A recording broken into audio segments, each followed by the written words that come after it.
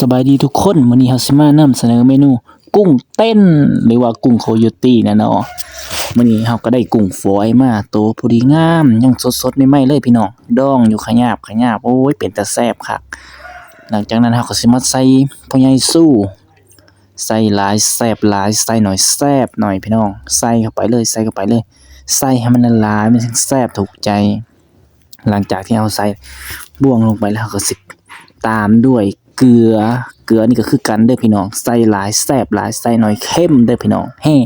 มันบ่แม่นเข้มนี่คนๆใส่หลังจากนั้นเฮาคนทุเรให้มันเข้ากันคนให้มันเข้ากันดีแล้วจากนั้นเฮาก็สินำพริกขั่ว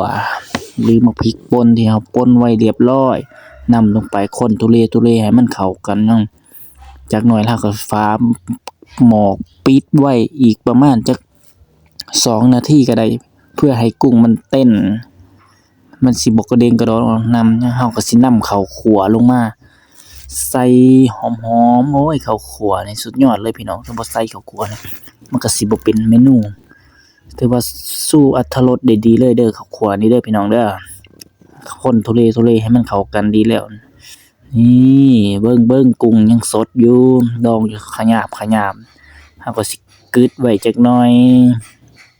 กึดหรือว่าปิดนั่นแหละภาษาบ้านข้อยก็สิว่ากึดเด้อพี่น้องเด้อทีนี้ประมาณจัก1นาทีก็ได้หลังจากนั้นเราก็ใส่บักนาวบีบลงไปอืมโคตรสมเลยสมกำลังดีเมนูนี้กำลังแซ่บหลังจากนั้นเราก็สินำผักหอมหอมลาบหอมก้อยหอมอีหยังใส่ลงไปเครื่องหอมนี่ถือว่าขาดบ่ได้เด้อถ้าขาดเครื่องหอมเนี่ยมันบ่แซ่บเลยพี่น้องเพราะว่ามันสิคาวถ้าใส่เครื่องหอมลงไปนี่บ่คาวเลยนี่เมนูเราก็พร้อมเสิร์ฟแล้วเด้อพี่น้องเด้อ